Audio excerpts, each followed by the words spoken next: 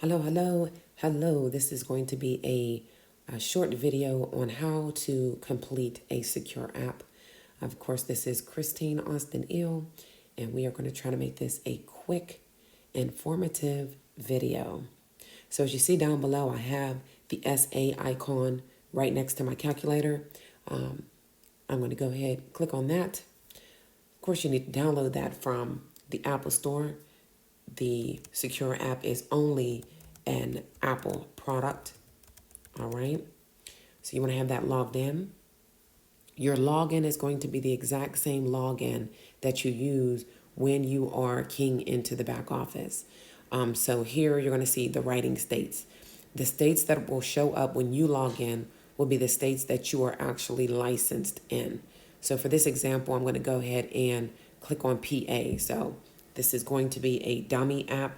The information that I enter will not be accurate. But again, just showing you an example of how to complete a secure app on your iPad.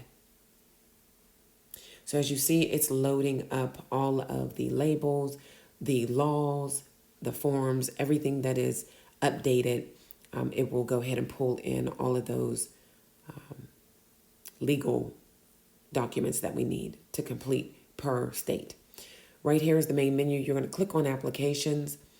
If in fact you had an application that was saved, you would be able to retrieve an application.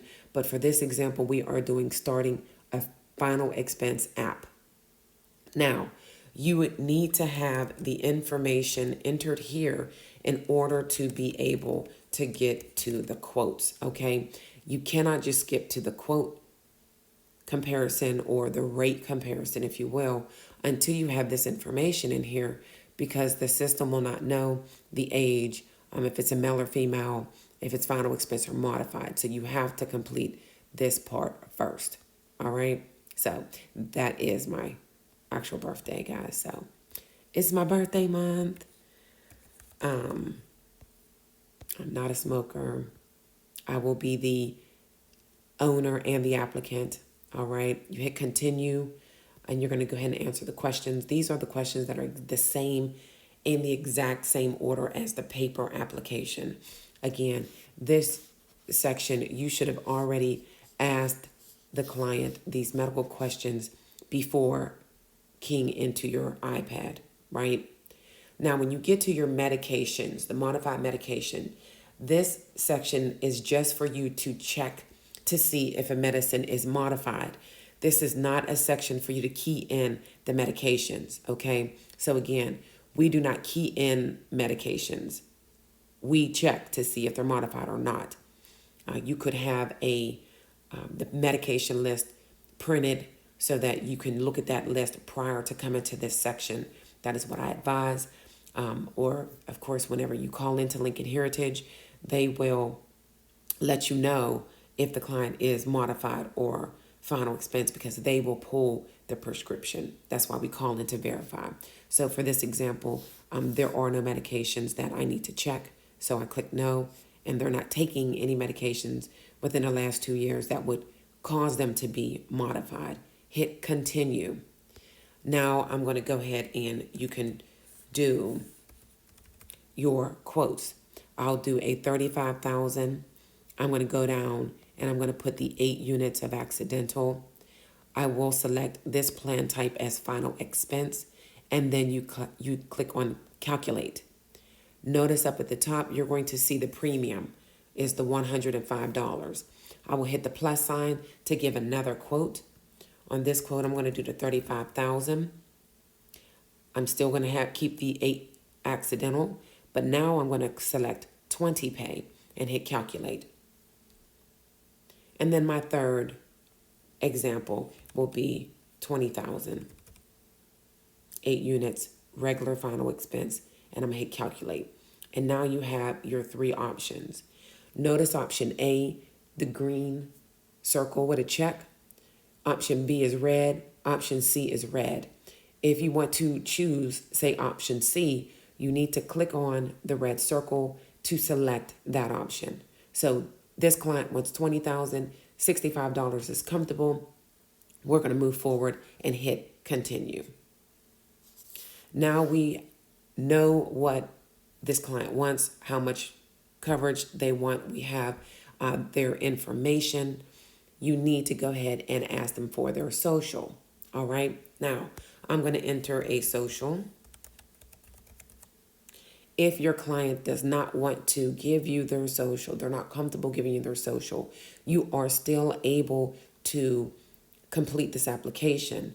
You would click on withhold, and you would need to complete the supplemental form, which then means that you are going to have to write down the supplemental medications. All right.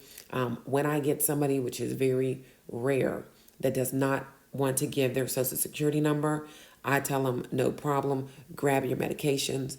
I will call into home office, and right at the point where the rep asks for the social security number, I just say, okay, Christine, you need to give them your social, and I shut up.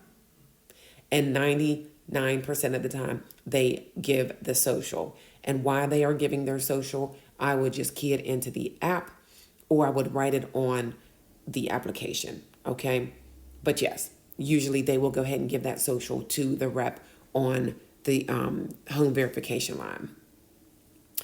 Moving down, you will see a recap of the client, the applicant's name, date of birth, age, female, gender, tobacco, non-tobacco, coverage amount, $20,000, monthly premium, okay? If you don't have the lead in front of you, you can go up and click on the applicant's data again. You can click on the significant health questions again. You can click on the medication section. So you can go back and click on any of these sections. And I'm just scrolling up with my thumb to get back to the rate comparison. Hit your continue, and you're back to the phone verify. Scroll up so that you can see that information. Okay, now I do need to enter the social again. Now for this example, I'll enter a dummy home verification number. Got it? Okay, make sure that enter is selected so that it doesn't erase it. Now you're going to hit continue. Now we're going to proceed to application. Click right at the bottom. It's like purplish, proceed to application. Click on that. Now right here is lead search.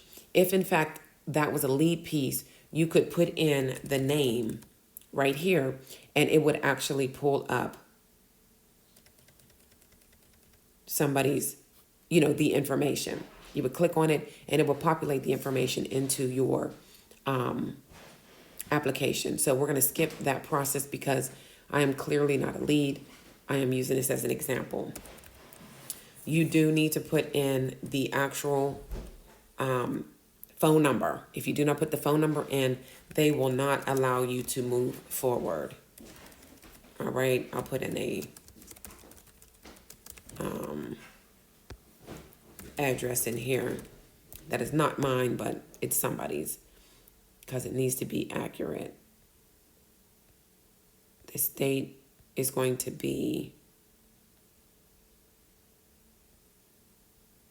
PA. Where is it? Did I go too fast? Slow down so you can see it. There it is. And then the zip code. Hit continue. I know you want to just click down to where there's no check marks. Click continue. That way it's going to let you go down and through your form and not miss anything. Same as owner. So now I'm on the final expense relationship, the applicant information. The first section was the owner information. So make sure you are paying attention to where you are in the secure app. I'm going to hit continue. Now I'm at the beneficiaries. You need to add your beneficiary,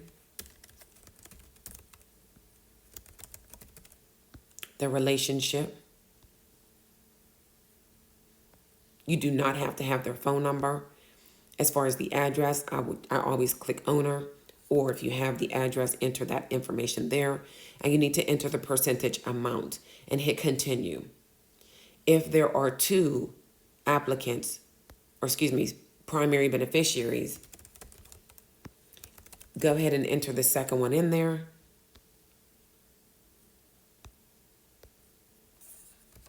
I'll put 50% and hit continue. Notice that it says 150.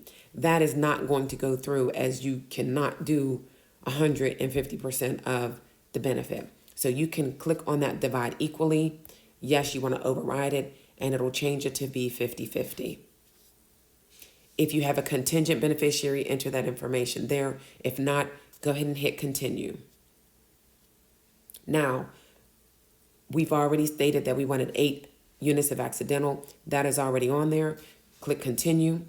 Are you applying for a child rider? No. Hit continue. I just hit continue to verify the information that I've already entered is correct. Now we are down to the coverage premium.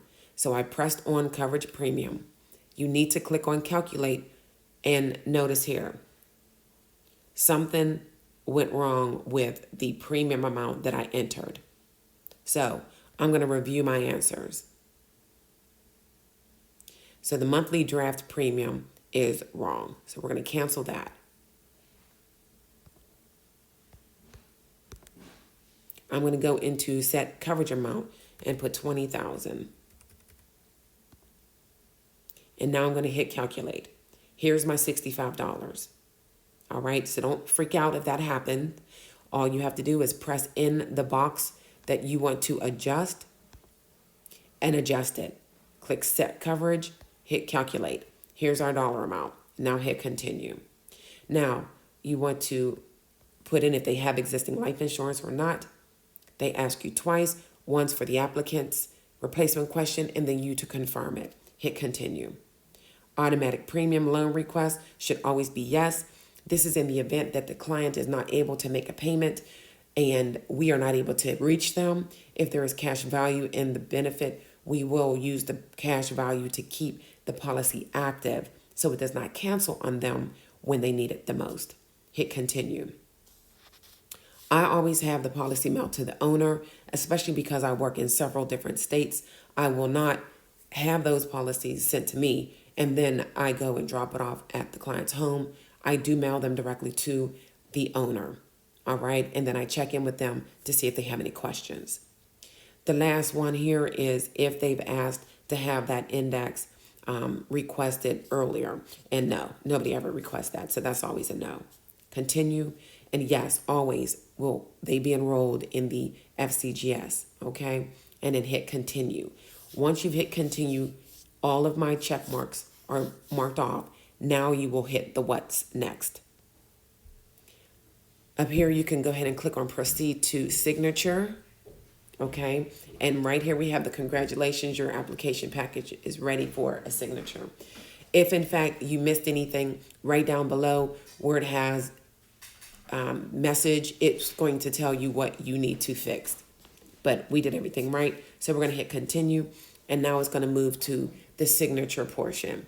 Will the applicant be signing today? Now, at this point, guys, if you do not have all of your individuals with you, say you're doing door to door and you have the applicant, but the owner or the payer is somebody different and they are not at the house, you will not be able to complete this application. Everyone has to sign at the same time.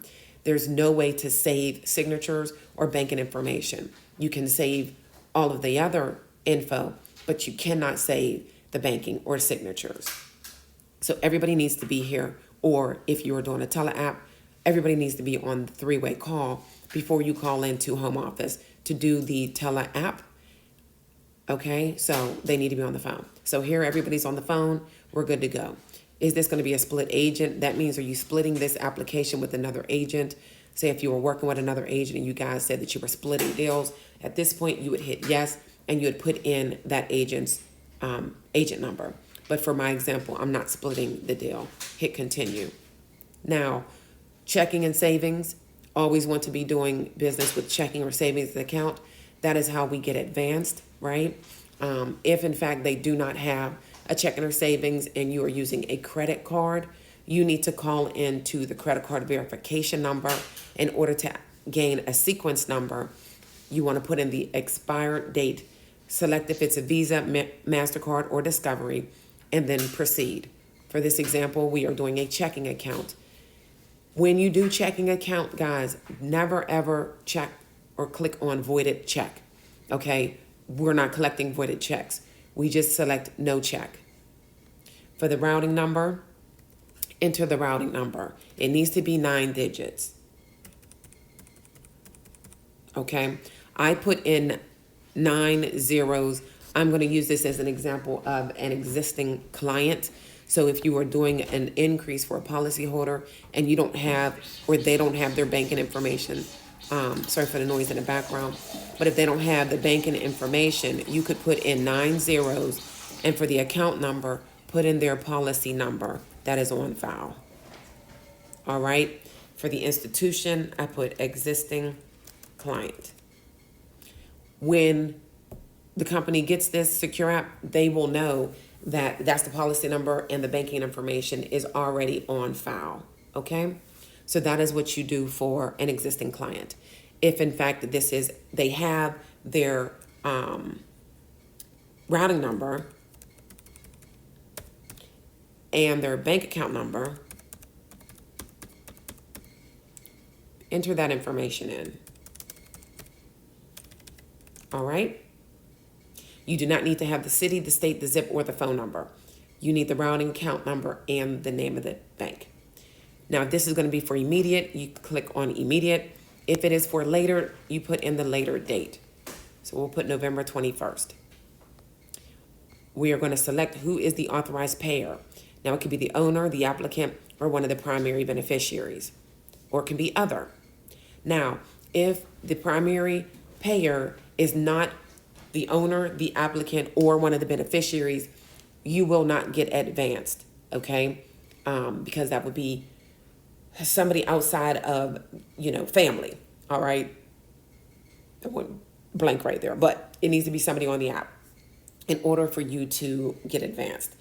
So for this example, the owner is the payer. I'm going to click the owner, and it automatically populated the owner's information. Then scroll your screen up. Make sure you're always pulling your screen up to make sure that you don't miss anything. Is there a second payer? No. Now hit continue. Is the future payment the same as the initial? Yes. What is going to be the due date? And again, just because the client signed up today doesn't mean today has to be their due date. They can pick any day from the 1st to the 28th of the month. Now, you're going to verify at the bottom. The amount due is that $65. We're going to hit continue. And now it will take us to the application and the signature.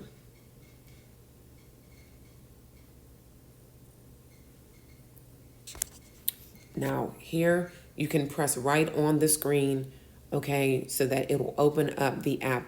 You're going to look on it, make sure everything is there, everything is accurate. And what I like to do is I like to sign my portion first, okay? Because I am the agent, so that way, especially if I'm sitting in front of them, I do all of mine first, and then I scroll up, and then I turn the iPad to the client and let them sign. So then they sign, adopt their signature, scroll up, their signature again, adopt and sign, and they have to pay for they sign for their payment authorization form with all their information on there. And at this point, you're going to hit the finish button down below, okay? Once you hit finish, it's getting it all ready to go. You hit press done button to complete the signing process. You hit done. This application does not get submitted to the company, until you hit this submit application. So I like to let the client hit it, or of course, if we're doing telesales, I hit the submit application at that time. That is when it goes to the company. I will not be hitting that lovely green button today because this was a fake application, and I do not want them calling me, asking me, what is this app that was sent in? All right. So I hope this helped you guys out. Practice going through the secure app so that when you have to go through it with a client, you are not fumbling through your secure app. All right. All right, guys.